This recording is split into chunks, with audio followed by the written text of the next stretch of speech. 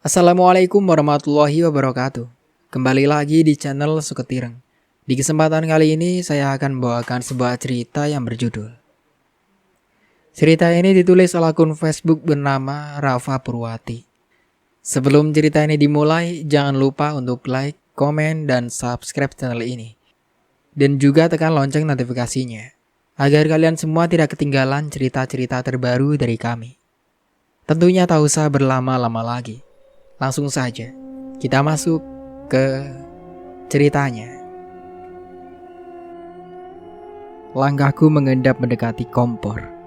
Perlahan kubuka tutup panci yang berdiri tegak di atas salah satu tungku kompor. Sepintas terlihat normal.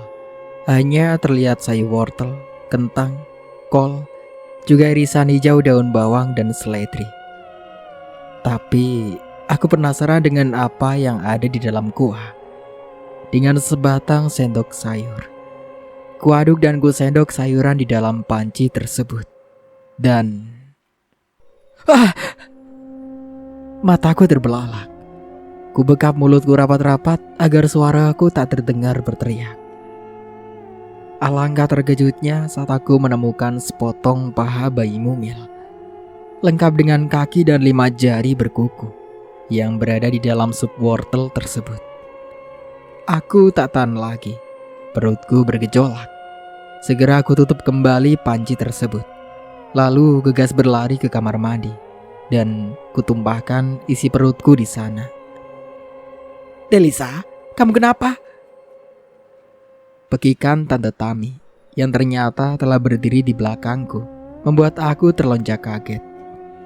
Isi perutku masih terus ingin tumpah pada lubang kloset, membuatku tak punya kesempatan untuk menjawab pertanyaan dari Tante Tami saat itu.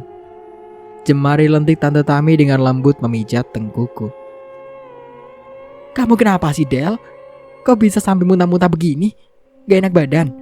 Atau makanan yang Tante masak tadi tidak enak?" Tante Tami mencecarku dengan banyak pertanyaan. Wajahnya terlihat panik. Aku hanya mampu menggeleng karena belum dapat menetralkan rasa mualku. Setelah perasaan perutku sudah lega, Tante Tami memberiku air putih dingin untuk diminum. Lalu wanita muda itu membawa aku ke dalam kamar. Sesampainya kami di kamar, Tante mengurut kening dan perutku dengan minyak kayu putih, yang kemudian membuat perasaanku sedikit membaik. "Udah baik kan?" tanya Tante kemudian. Aku mengangguk dan lupa aku ucapkan terima kasih. Naya dan Nandu terlihat tengah asik bermain di teras rumah bersama Ciko, kucing kami.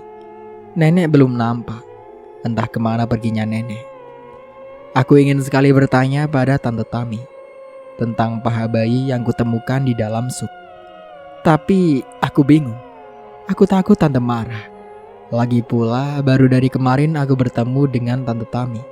Aku belum mengenal benar bagaimana adik dari ibuku ini. "Nanti kamu temani Tante beli sayur ya, Del. Soalnya persediaan sayur di rumah udah hampir habis. Sekalian beli wortel dan kentang nanti. Biar Nandu bisa kita bikinkan sup kentang wortel yang dia mau." Entah mengapa saat Tante mengucap sup wortel kentang, perutku kembali terasa mual. Mungkin karena teringat dengan paha bayi di dalam sup nenek yang baru kulihat. "Tapi kalau kamu masih gak enak badan, kamu istirahat dan tidur saja di rumah ya." Wajah Tante tampak khawatir. Mungkin karena wajahku kembali terlihat pucat saat itu. "Oh enggak Tan, aku mau ikut. Sekalian aku pengen lihat-lihat sekitaran sini," ucapku riang. "Ya sudah, kalau begitu Tante siap-siap dulu ya." Ucapnya kemudian bangkit dan gegas masuk ke dalam kamar yang letaknya bersebelahan dengan kamar kami. Hanya bersekat dinding papan kayu yang dipasang berjejer. "Ayo Del," ajak Tante Tami setelah dirinya siap. Aku pun segera bangkit dan turut berjalan di sisinya. "Mereka gimana Tan?" tanya aku, cemas dengan Naya dan Nandu yang hanya berdua di rumah jika kami tinggalkan.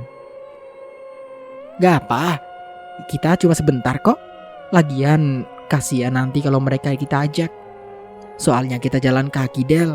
Takutnya mereka kecapean. Ucap tante. Aku masih merasa cemas. Aku takut terjadi sesuatu yang tidak diinginkan saat kami tinggalkan nanti. Bentar ya, ucap tante. Kemudian gegas berjalan cepat menuju sebuah rumah yang letaknya bersebelahan dengan rumah nenek. Tak menunggu lama, Tante Tami telah kembali bersama dengan seorang gadis yang mungkin seumuran denganku. Nah, Del, perkenalkan, ini Lala. Dia anak Bude Ida yang rumahnya sebelah kita itu. Dia biasa main di sini kok. Hari ini tante minta Lala buat jaga Naya dan Nandu. Mau kan, La? Ujar tante. Aku tersenyum, lalu melayangkan tanganku. Delisa, ucapku memperkenalkan diri. Larasati, tapi panggil saja Lala, ucapnya. Senyumnya yang merekah membuat lesung pipinya terlihat jelas. Gadis itu sangat manis, meski kulitnya sedikit hitam. Iya Tan, nanti Lala pasti bantu jaga mereka kok. Lala kan suka sekali sama anak kecil, apalagi mereka manis banget. Anak kota ini kulitnya mulus dan bersih Tan, ucapnya sambil terkekeh. Membuat kami juga ikut terkekeh geli. Tolong ya, soalnya aku mau antar tante beli sayur, sekalian lihat-lihat pemandangan desa ini. Ucapku mengulas senyum terbaikku kepada Lala. Beres, kamu lihat-lihat sama tante Tami dulu.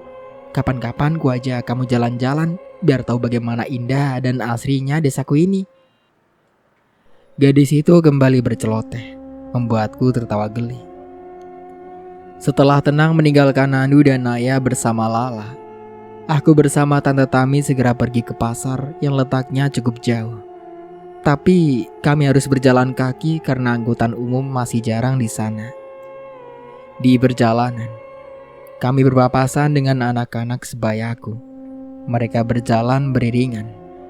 Ada 4 anak berseragam putih biru yang tampak riang bersenda gurau dalam perjalanan mereka menuju tempat mereka menimba ilmu. Kamu di kota juga masih sekolah kan? Pertanyaan Tante Tami membuyarkan lamunanku. Iya Tan, jawabku singkat. Kelas berapa? Tante kembali bertanya. Kelas 9 Tan, jawabku. Besok kamu sekolah lagi ya, tapi sekolah di sini tidak sebagus di kota. Ucapan Tante Tami membuatku merasa sangat senang. Tapi Tan, sekolah itu kan perlu biaya. Aku merasa tidak enak, meski sebenarnya hatiku berharap tetap bisa sekolah. Nanti tante yang urus, kamu tinggal belajar saja yang sungguh-sungguh, biar orang tuamu bangga di alam sana ya. Balas Tante Tami meyakinkan. Aku hanya mengangguk senang. Cukup lama berjalan kaki. Akhirnya tibalah kita di pasar. Tempat itu ramai dengan penjual dan pembeli. Tami, itu anak siapa yang kamu bawa? Kok bening banget? Tanya salah seorang pedagang sayur menunjukku.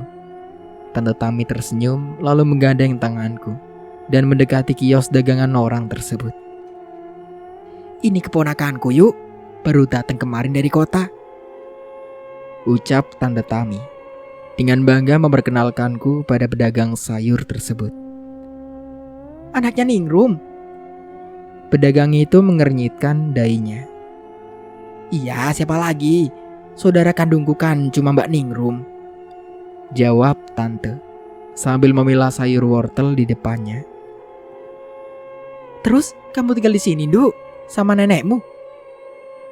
Penjual sayur itu menanyaiku dengan ekspresi yang aneh. Aku hanya mengangguk. Aduh, sudah benar di kota kamu lebih aman. Kenapa masih kembali ke sini sih, Nduk? Bahaya buat kamu. Apalagi kamu harus tinggal sama nenek kamu. Bisa-bisa nasib kamu sama kayak Tami, jadi perawan tua, ucap pedagang itu dengan wajah menyayangkan. Aku tidak tahu apa yang dimaksudnya saat itu. Yuminten, tolong jangan pengaruhi keponakanku ya. Maksudnya apa kamu malah ngomong gitu sama keponakanku, ah? Tante terlihat marah. Kemudian melempar wortel di tangannya ke arah pedagang yang bernama Yuminten itu. Beruntung tidak mengenai, karena Yuminten sigap menghindari lemparan itu. Tami, aku tuh kasihan sama kamu. Mungkin kamu selama ini selalu gagal menikah karena hasil dari ulah ibumu yang menganut ilmu hitam. Atau mungkin mengabdi pada setan. Makanya wajahnya awet muda gitu. Lagi pula aku juga heran. Umur sudah 80-an, tapi wajahnya masih kayak anak ABG. Apa tidak mencurigakan? Udah gitu, semua laki-laki yang katanya mau menikahi kamu berakhir dengan mati secara mengenaskan. Beruntung si Ningrum dulu milih pergi ke kota, jadi dia bisa ngerasain bersuami dan punya anak. Sedangkan kamu, aku kasihan sama kamu, Tami. Cecar Yuminten dengan nada menghina. Hina terus aku, Yu. Memang kamu belum puas sebelum menghina aku? Tante Tami semakin geram. Matanya terlihat berkaca. Aku merasa kasihan, tapi aku harus bingung berbuat apa. Jaga mulutmu, Minten. Suara pekikan datang dari arah belakangku. Entah sejak kapan nenek berdiri di sana. Dengan sekejap, nenek sudah berjalan cepat menghampiri Yuminten, lalu ngacak-ngacak kios sayurnya. Yuminten hanya tertegun. Dia tidak berani menegur atau memarahi nenek yang seolah membabi buta. Keributan itu menimbulkan perhatian orang-orang di pasar. Mereka tampak heran mengerumuni kami. Maaf, tapi karena aku heran kenapa Bude bisa awet muda begini. Makanya aku pikir Bude mengabdi setan atau pasang susuk. Gagap Minten dengan tubuhnya yang bergetar. Terlihat sekali wanita bertubuh gempal itu tengah sangat ketakutan. Jadi karena aku awet muda, terus kamu tuduh aku macam-macam, Bilang saja kalau kamu ngiri sama aku. Karena kamu itu bocah kemarin sore, tapi kulit sama wajah sudah kayak nenek-nenek. Keriput dan gelembir di mana-mana. Ejek nenek Rahayu. Sedangkan Yuminten hanya menunduk antara takut dan malu. Awas kamu, geram nenek kemudian menatap Yuminten dengan tajam. Yuminten hanya tertegun dibuatnya. Bubar! Pekik nenek kemudian membuat orang yang berkerumun di sana seketika bubar. Tante Tami yang mungkin sudah tidak tahan lagi menggenggam tanganku, lalu membawaku pergi bersamanya tanpa nenek, hanya kami berdua. Setelah cukup lama kami menyusuri jalanan setapak dengan keheningan. Akhirnya tubuh Tante Tami luruh. Ia duduk di sebuah batu besar yang bertengger di tepi persawahan. Aku duduk di sisinya. Aku akan melindungi kalian, Duk, ucap Tante Tami dalam tangisnya. Nampaknya hatinya begitu terluka saat itu.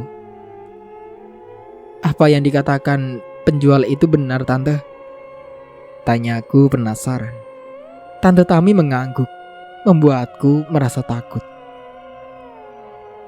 Apa orang-orang juga tahu dengan apa yang dilakukan nenek? Aku memberanikan diri untuk bertanya. Mereka curiga, Duk. Tapi nenekmu selalu berhasil mengelabui mereka, sehingga mereka percaya saja dengan nenek. Bahkan selama ini, mereka hanya tahu jika pekerjaan nenekmu adalah mengobati orang sakit. Tidak banyak yang tahu jika nenekmu juga seorang menerima jasa sebagai dukun aborsi. Tangis Tante Tami. Aku turut bergidik ngeri, mengingat apa yang dialami gadis muda yang harus meninggal karena ulah nenek kemarin. Tenang, Duk. Asal kamu mau nurut apa kata Tante, insya Allah apa yang terjadi pada Tante tidak akan pernah terjadi padamu dan adik-adikmu, Duk, ucap Tante. Aku masih belum bisa tenang. Intinya, Duk, nanti jika kamu datang bulan, jangan sampai nenek tahu. Cuci bersih pembalut bekasmu, lalu buanglah di tempat yang aman. Jangan sampai nenek menemukan itu. Kenapa begitu, Tan? Aku semakin takut dan penasaran. Tante tidak menjawab.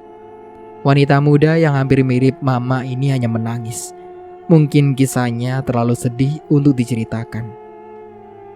Malam harinya, seperti malam kemarin, aku dan kedua adikku, serta Ciko kucing kami, telah berada di dalam kamar sebelum tengah malam.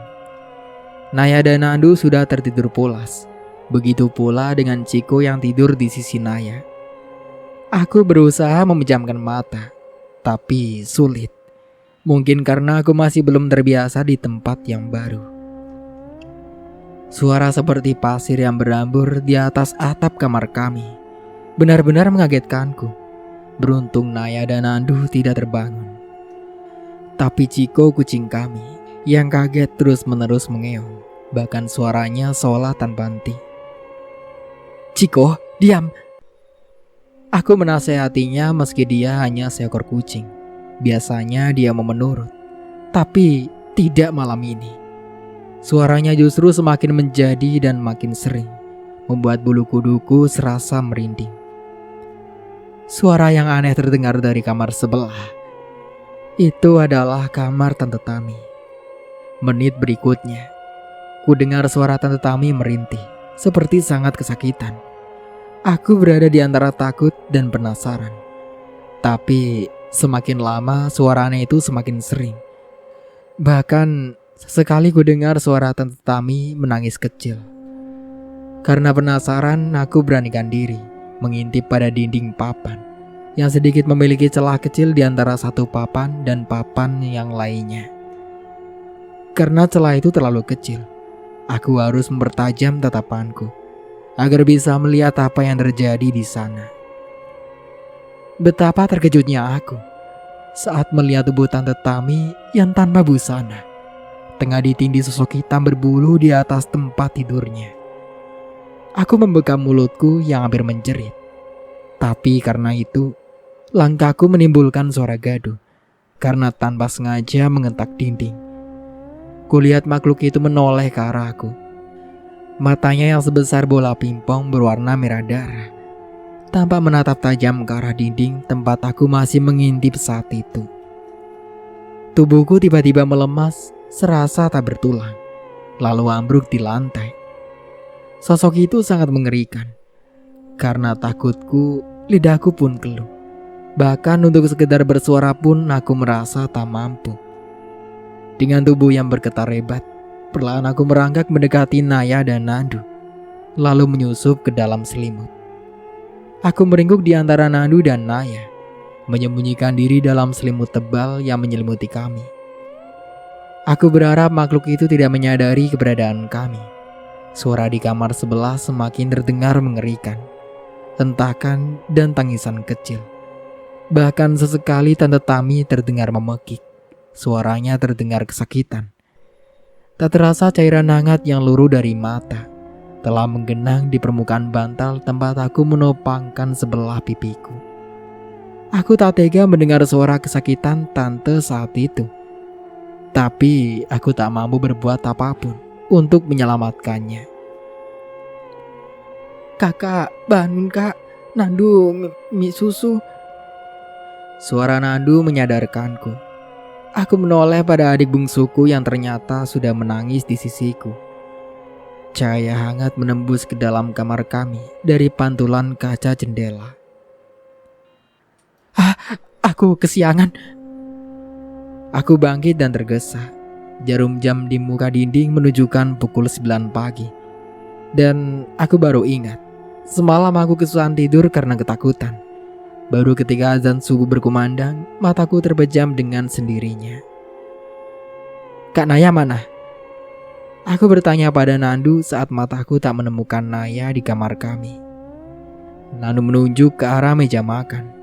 Mataku terbelalak saat kulihat nenek hendak menyuapkan makanan kepada adik perempuanku. Aku segera berjalan dengan langkah cepat menghampiri mereka. "Jangan, Nek." Aku mengangkat tubuh Naya dan sedikit menjauhkan gadis 10 tahun itu dari hadapan nenek. "Kenapa?" tanya nenek, matanya sedikit lebar. Naya tidak bisa makan itu Karena dia punya sakit amandel, Nek. Dia harus makan makanan yang bumbunya nggak pakai penyedap. Aku beralasan. Naya mau itu, Kak. Naya pengen makan sup nenek. Katanya enak sekali. Rengek Naya. Ini nenek juga nggak pakai penyedap. Tapi rasanya sangat gurih karena nenek pakai kaldu khusus. Jawab nenek masih merayu. Maaf, Nek. Nanti biar Lisa saja yang masakin makanannya Nandu sama Naya. Soalnya nanti kalau amandelnya Naya kumat, dia suka rewel. Takutnya jadi ngerepotin nenek dan tante juga kan? Aku masih berusaha. Terserahlah. Keluh nenek terlihat kecewa. Nenek mau pergi ke pasar. Nanti bangunkan tantemu ya. Jam segini kok masih di kamar. Gerutu nenek. Aku mengangguk. Mataku mengawasi langkah nenek yang melenggang pergi. Tan. Aku memanggil, seraya mengetuk pintu kamar Tante Tami. Masih belum ada jawaban. Hingga saat panggilan kedua kalinya, pintu terbuka dari dalam. Tante Tami muncul dengan tubuh lusuh dan rambut acak-acakan. Wajahnya terlihat sembab. Mungkin karena tangisnya yang sepanjang malam. Tante baik-baik saja? Tanyaku cemas. Tante tak menjawab. Wanita itu hanya mengangguk pelan. Matanya menatap ke bawah. Sarapan yuk, Tan. Tadi Lisa sudah masak. Ajakku. Memang setelah nenek pergi, aku sempatkan memasak setelah membuatkan susu untuk Nandu. Karena aku tak nafsu lagi makan masakan nenek. Setelah apa yang kutemukan kemarin di dalam sup wortelnya. Hari ini kita pergi ke sekolah ya, Del. Buat daftarin kamu dan Naya di sekolah yang baru. Tante ingat, sudah janji kemarin. Maaf, Tante bangunnya kesiangan ya. Lirih Tante masih dengan raut wajah yang sedih. Gak usah sekarang, Tan. Lagi pula Tante juga terlihat sedang tidak enak badan kan. Masih bisa kapan-kapan kok, Tan, sekolahnya. Aku tidak tega melihat Tante Tami seperti itu. Kamu siap-siap dulu. Tante juga akan mandi dan bersiap. Lirihnya lagi, masih dengan raut wajah yang sama. Kemudian Tante Tami berjalan melewatiku. Aku mengamati langkahnya yang terlihat sulit, seperti menanda sesaki di tengah pinggulnya. Bahkan kakinya pun terlihat bergetar. Saat berjalan kakinya sedikit mengangkang. Setelah kami sama-sama siap, Tante benar-benar membawa aku dan Naya untuk mendaftarkan kami agar kami kembali bersekolah. Nandu juga ikut. Aku dan Tante Tami harus bergantian menggendong Nandu. Karena kami harus berjalan kaki ke tempat yang kami tuju, yang jaraknya kurang lebih 1 kilometer dari rumah nenek. Beruntung gedung sekolah SMP dan SD letaknya hampir berdekatan, sehingga kami tidak perlu berjalan lebih jauh lagi. Setelah urusan pendaftaran selesai, kami bergegas kembali pulang ke rumah nenek. Rasanya capek sekali berjalan kaki dengan beban Nandu dalam gendongan. Meski aku dan Tante Tami setiap capek akan bergantian menggendong, tapi tetap saja pundakku terasa semper. Ditambah lagi kakiku yang pegal-pegal, karena berjalan bolak-balik dengan total jarak 2 km pulang pergi. Setelah menempuh jalan yang cukup melelahkan, akhirnya tibalah kami di depan rumah nenek. Dari mana saja, Mi? Kok pintunya dikunci? Saya udah nunggu di sini lama sekali. Pekik salah seorang wanita parubaya yang telah duduk di teras rumah nenek bersama seorang anak laki-lakinya yang usianya mungkin sekitar 12 tahun. Betis sebelah kanan anak itu terlihat bengkak. Aku bergidik ngeri melihat kaki yang bengkak itu. Nanah dan darah yang bercampur tampak keluar dan mengalir-ngalir. Bukan aku jijik. Aku hanya seolah membayangkan betapa sakitnya anak itu. Maaf Yuratna, tadi aku habis daftarkan keponakanku dulu ke sekolah. Mereka masih kecil, sayang kalau sekolahnya terhenti. Jawab Tante Tami terdengar ramah. Sudahlah, tak perlu banyak ngomong. Terus Bude Rahayu kemana? Ini loh anakku Ardi. Tiba-tiba kakinya begini. Aku gak tahu kenapa. Makanya aku kesini mau minta pertolongan sama Bude Rahayu. Biar anakku diobatin sama dia. Bekik wanita yang bernama Ratna itu tanpa tak sabaran. Iya, sebentar Yu. Sepertinya ibu sedang ke pasar dan belum pulang. Mending kalian masuk dulu dan tunggu ibu di dalam. Balas tante, mempersilahkan Ratna dan anaknya. Beberapa orang yang juga mengantri di teras rumah juga dipersilahkan tante Tami untuk masuk ke dalam rumah. Sembari menunggu kepulangan nenek, tante Tami membantu pasien sebisanya, seperti mendata pasien dari urutan pertama sampai akhir yang jumlahnya lebih dari 10 orang. Keluhan mereka pun macam-macam. Ada yang mengaku dipelet atau diguna-guna. Ternyata masyarakat sekitaran rumah nenek masih percaya dengan hal-hal semacam itu. Bahkan menurut cerita tante Tami, mereka lebih mempercayakan pengobatan penyakit mereka kepada nenek yang hanya dukun kampung daripada dengan dokter. Oleh karena itu di tempat nenek tinggal, masih jarang ada dokter yang praktek. Kalaupun ada, hanya di puskesmas. Itu pun tempatnya jauh, sehingga warga enggan berobat ke sana. Setelah menunggu cukup lama, akhirnya nenek pulang. Kepulangannya langsung disambut ramah oleh para pasiennya yang berambur menyalami tangan nenek. Bahkan mereka juga mencium tangan mulus nenek dengan penuh rasa hormat. Tak lupa, mereka memberikan bungkusan yang berisikan buah-buahan beras atau hasil panen lainnya. Bahkan selain itu mereka juga memberikan amplop kepada nenek yang mungkin berisikan uang. Del, tolong bawakan ini ke dalam ya. Tita nenek kepada aku, memberikan bungkusan kresek hitam kepada aku. Aku mengangguk seraya menerima bungkusan yang baru nenek bawa pulang itu. Kemudian membawa bungkusan tersebut masuk ke dalam dapur.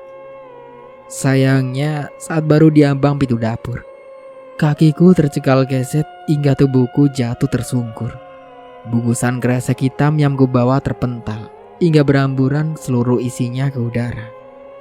Aku refleks menutup hidungku saat sesuatu yang keluar dari dalam kresek hitam itu mengeluarkan aroma busuk.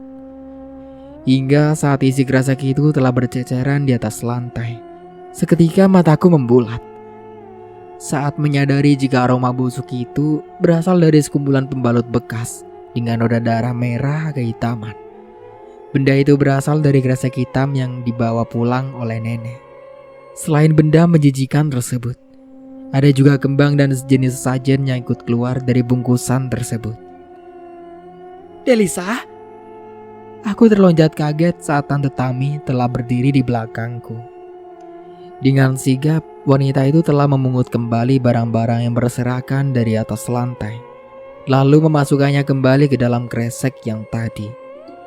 Tante Tami menuntunku yang masih melongo heran. Aku meraih tangan itu lalu bangkit berdiri. Biasakan jangan heran dengan apa yang ada di rumah ini, ucap tante Tami. Mungkin dia tahu jika hatiku dipenuhi banyak sekali pertanyaan saat ini. Itu mau diapakan, Tan? Aku tergagap, heran saat tante Tami menyedot 3 lembar pembalut bekas yang berdarah-darah di dalam sebuah baskom. Aku kembali menutup hidungku rapat-rapat saat aroma busuk kembali menguar dari seduhan pembalut bekas yang mulai merubah air hangat di dalam baskom menjadi berwarna kemerahan. Ini untuk Bore, Del. Bore itu apa, Tan? Tanyaku dengan suara yang mungkin terdengar aneh karena hidungku masih kutekan kuat. Obat untuk pasien nenek. Nanti ini akan dicampur dengan air yang telah nenek mantrai, terus dikasihkan untuk mereka yang berobat di sini. Terus nanti sama pasien nenek, Bore itu diapakan, Tan? Aku semakin penasaran. Diminum 3 kali sehari, Del, lalu diusapkan pada bagian tubuh mereka yang sakit. Aku tak tahan lagi. Beruntung aku berada di dekat wastafel saat itu, hingga isi perutku tak sampai berceceran karena rasa mualku yang tak dapat tertahankan. Kan tadi tante sudah bilang, biasakan jangan kaget dan heran dengan apa yang ada di rumah ini. Sekarang kamu jadi muntah lagi kan? Kalau kamu terus-terusan seperti ini, bisa dehidrasi kamu. Kehabisan cairan dan nutrisi. Omel tante, sembari memijat pelan tengkuku untuk mengurangi rasa mual. Habis aku jijitan, baru bayangin aja aku udah gak tahan. Apalagi mereka yang harus minum itu. Liriku masih menahan rasa mualku. Iya, tapi kalau meminum ini bikin mereka sembuh, pastinya mereka rela ngelakuin apapun demi rasa sakit mereka terobatin dan sembuh. Jawab tante, masih telaten memijit tengkuku. Apa pasien nenek tahu apa yang mereka minum itu, Tan? Tanyaku penasaran. Ya, mereka taunya ini bore lah, Del. Kalau apa saja yang ada di dalam bore ini mereka nggak tahu. Dan ini rahasia keluarga kita. Jangan sampai ada orang luar yang tahu. Jika di dalam bore yang mereka minum ada terkandung darah kotor, bisa dibakar warga nanti nenek kalau sampai mereka tahu. Praktek pengobatan nenek ini dibantu dengan aliran ilmu hitam. Aku bergidik ngeri mendengar penuturan dari Tante Tami. Terus, dari mana nenek mendapatkan benda kotor itu, Tan? Aku kembali menahan mual. Ada namanya Yukinem. Dia pedagang kembang di pasar. Dia juga yang biasanya dimintai tolong sama nenek untuk mencuri pembalut bekas dari gadis-gadis yang sedang datang bulan. Makanya nenek tiap hari datang ke pasar untuk menemui Yukiem. Biasanya nenek yang memberikan uang yang cukup banyak untuk membayar jasa Yukiem. Papar tante. Tangannya mulai kembali mengaduk air merah menjijikan di dalam baskom. Terus, orang yang namanya Yukiem itu tiap hari pasti dapat pembalut bekasnya. Belum tentu, Del. Makanya kadang nenek juga sekali turun tangan sendiri untuk mencuri barang kotor itu. Tentunya jika dia sampai tahu ada anak gadis yang tengah datang bulan, nenek pasti akan mengincar. Kemudian dia ada kesempatan yang pas. Nenek akan menyusup ke dalam rumahnya untuk mencuri barang yang ia butuhkan. Jadi itu alasannya mengapa tante menasihati aku agar berhati-hati saat tengah datang bulan. Karena nanti jika pembalut bekasku ditemukan oleh nenek, akan diseduh juga dan dijadikan bore untuk orang sakit. Tanyaku berusaha menyimpulkan, tapi tante menggeleng pelan, membuatku semakin penasaran. Sayangnya, ada yang lebih mengerikan dari sekedar dibuat bore, Del. Maksud tante? Aku mengeringitkan dahi, tidak mengerti. Jika saja hanya sebatas itu, mungkin nasib tante tidak akan semalang sekarang, Del. Raut wajah tante mendadak sedih. Aku belum paham maksud tante. Selain diramu menjadi bore, setiap menjelang malam Jumat Kliwon atau Selasa Kliwon juga, peliharaan nenek harus dikasih sajen, yang juga termasuk pembalut bekas milik anak gadis yang masih perawan. Memang nenek memelihara apa, Tan? Aku tidak tahu jika nenek punya peliharaan. Tapi tante justru terdiam cukup lama. Tan, peliharaan apa yang meminta sajen dan pembalut bekas anak gadis? Aku penasaran. Kamu gak perlu tahu, Del. Yang jelas, peliharaan nenek itu sangat buas dan mengerikan. Tapi, apa yang akan terjadi pada anak gadis yang pembalutnya telah dikasihkan kepada peliharaan nenek itu, Tan? Aku benar-benar penasaran. Anak gadis itu akan ditindih sama makhluk itu saat malam Jumat Kliwon atau Selasa Kliwon, Del. Tergantung pada hari apa barang kotor miliknya dipersembahkan dan dihisap darah kotornya oleh peliharaan nenek itu. Ditindih? Suaraku sedikit meninggi. Meski sebenarnya aku tidak tahu pasti maksud dari ditindih itu seperti apa. Tapi tiba-tiba saja ingatanku terlintas tentang kejadian di kamar Tante Tami yang kuintip saat itu. Mungkinkah nenek memelihara makhluk seseram itu? Aku membatin. Hatiku seolah menyimpulkan sesuatu yang aku sendiri bahkan masih merasa ragu. Iya Del, dan setelah gadis itu ditindih oleh makhluk itu, dia akan hamil, kemudian datang pada nenek untuk aborsi. Yang nenek butuhkan sebenarnya adalah janinnya. Oleh karena itu, nenek rela melakukan perjanjian pada makhluk itu. Selain dia bisa membuat nenek bertambah kaya, makhluk itu juga bisa membantu nenek agar bisa terus cantik dan awet muda. Aku masih belum paham, Tan, ucapku. Mana? Sudah siap? Suara nenek yang telah berada di belakang kami mengagetkan aku dan Tante Tami. Sudah Bu. Tante Tami terlihat gugup kemudian mengambil langkah mundur dan membiarkan nenek mengambil alih pekerjaannya. Nenek mendekati baskom tempat seduhan pembalut bekas itu, sembari menambahkan beberapa ramuan dan bunga-bungaan. Mulutnya terlihat komat kamit seolah tengah merapalkan doa. Tapi aku tak dapat mendengar dengan jelas apa yang diucap nenek saat itu.